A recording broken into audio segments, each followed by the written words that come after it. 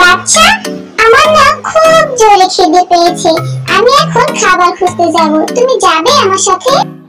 বাচ্চা ভূত যেতে রাজি হলো না, তাই শাকচুন্নি একা একাই খাবারের সন্ধানে চলে গেল।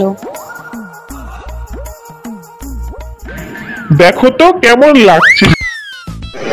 একে আমার জামাইটাকে তো পুরো হিরোর মতো লাগছে গো, দারুণ লাগছে। আরে নতুন নতুন শ্বশুর বাড়ি যাবো বলে কথা। তা এই যে সেই রকম গেলে হবে নাকি গো? তা চলো চলো তাড়াতাড়ি চলো, না হলে আবার সন্ধ্যা হয়ে যাবে।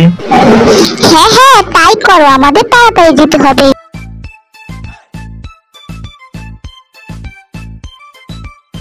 চারদিকে ধান গাছ, সবুজ ফসলের মাঠ, গ্রামের মেঠো পথ। আমার হাঁটতে যে কি ভালো লাগছে গো, তোমাকে বলে বোঝাতে পারবো না। এরকম রাস্তায় হাঁটতে অনেক ভালো লাগে। কি সুন্দর পাকা আম, কয়েকটা পেড়ে দাও না। তা না হয় দিলাম, একবার ভাবো আম গাছ থেকে যদি পড়ে যায় জামাই আদরটা কে খাবে? ওহো, তবে এই কথা, শ্বশুর বাড়িতে যাওয়া হচ্ছে। আহা, কতদিন শ্বশুর বাড়ি যাই না, সেই মরার আগে গিয়েছি, তাও ভালোভাবে আদর যত্ন করিনি। কি দুঃখ। চল বাচ্চা, দেরি করিস না, তাড়াতাড়ি নতুন জামাইয়ের শরীরে ঢুকে জামাই আদর খা। ও মাগো, এই কারা? নতুন জামাই আর দিদি ভাই? আয় আয় দিদি ভাই আয়, বস। যাও জামাই, ওই যে পাশের ঘরে নরম বিছানাতে গিয়ে আরাম। মিমির মা এক থালা মিষ্টি নিয়ে ঘরে এলো। বাবা শাহিন, সবগুলো মিষ্টি খেতে হবে, কিন্তু একটাও রাখা যাবে না। আর এইসব জানালার আড়াল থেকে সবকিছুই দেখছিল বাচ্চা ভূত। চল রে বাচ্চা, রেডি হয়ে যা, এবার তুই জামাই আদর খাবি। আহা।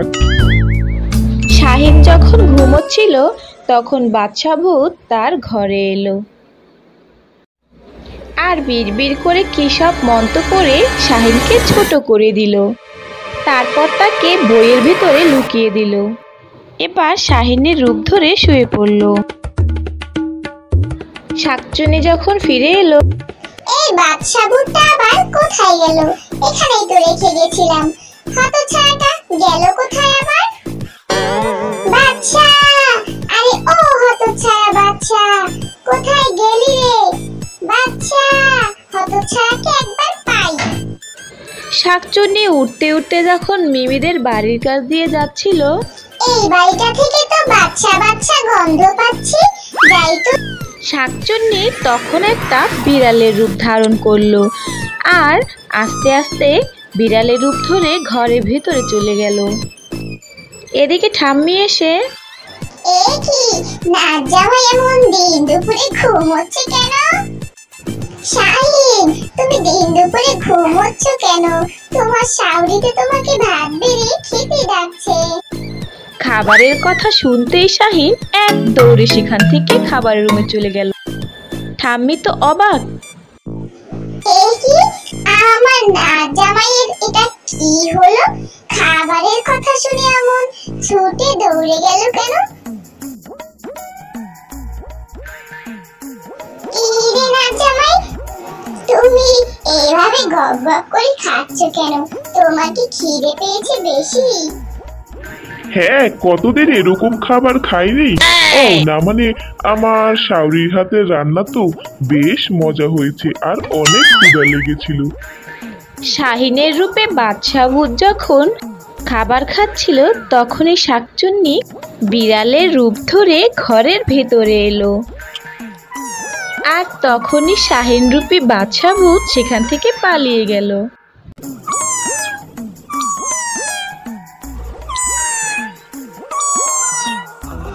এই বাচ্চা, তুমি জানো না আমি তোমাকে ছাড়া একদম থাকতে পারি না। তুমি বেরিয়ে এসো ওই শাহিনের শরীর থেকে।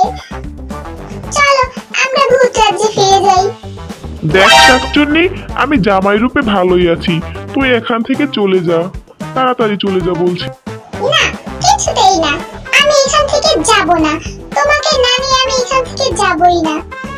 শাকচুন্নির ভয়ে বাচ্চা ভূত এক লাফে আলমারির মাথায় উঠে পড়ল।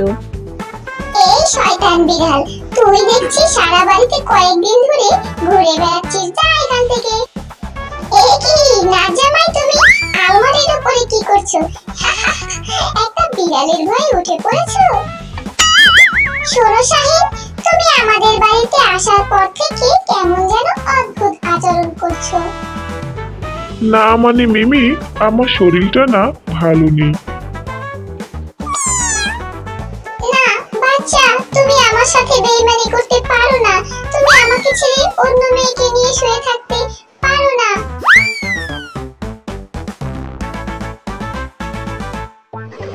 একটা দিন থেকে গেলেই তো পারতি দিদি ভাই। এত আদর যত্ন ফেলে কি আর যেতে চাইছি? এই শাকচুনির জন্য যে এখন তাড়াতাড়ি যেতে হবে। আম্মি, দাদু, আমরা যাচ্ছি, আবার আসবো। আর তখনই বিড়াল রূপের শাকচুন্নি সেখানে এলো। আর না, তাহলে আমার বাচ্চা আমাকে ছেড়ে চলে যাবে। বাচ্চা, তুমি আমাকে ছেড়ে যেতে পারো না।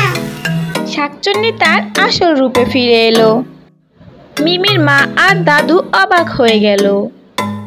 মিমি আর শাহিন দৌড়াতে লাগলো। কিছু দূর যাওয়ার পরেই শাকচুন্নি তাদের পথ আটকে রাখলো।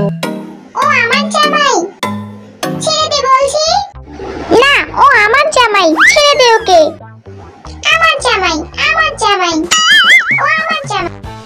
না, ও আমার জামাই। শাকচুন্নি, ছেড়ে দে আমার জামাই। মিমি আর শাকচুন্নি টানাটানিতে শাহিন আর বাচ্চা ভূত মাঝখান থেকে আলাদা হয়ে গেল। লাঠির বাড়ি খেয়ে বাচ্চা ভূত মাটিতে পড়ে গেল আর শাকচুন্নি তাকে নিয়ে পালিয়ে গেল। বন্ধুরা, গল্পটি ভালো লাগলে ভিডিওতে একটি লাইক দিয়ে দিও আর চ্যানেলটা সাবস্ক্রাইব করে কমেন্টে তোমার নামটি লিখে যাবে। তুমি চাইলে পরবর্তী গল্পে তোমার নাম দিয়ে দেব। ধন্যবাদ সবাইকে।